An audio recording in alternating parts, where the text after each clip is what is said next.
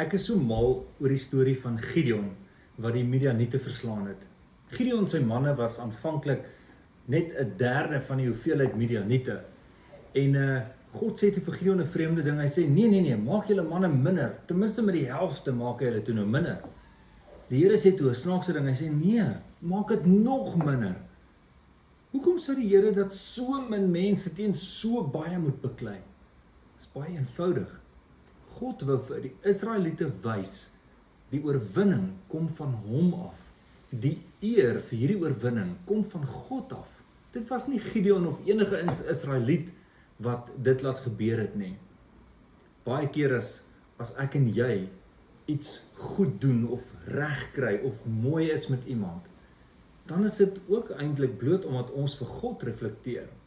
Omdat ons amper soos 'n spieelbeeld doen wat hy sou gedoen het. Dan moet ons vir die Here sê, dankie, die eer kom aan hom toe. Dit is nie ek wat so oulik is nie. Ons lees in 1 Korintiërs 13, staan daar, maak nie saak wat ons doen nie, of ons eet of drink of wat ons ook al doen, doen dit tot eer van die Here. Doen jou huiswerk tot eer van die Here. Doen net jou beste, asof jy dit vir hom doen. Kom ek bid vir ons saam. Here Jesus, baie dankie dat ons goeie goed kan doen, omdat dit van U afkom.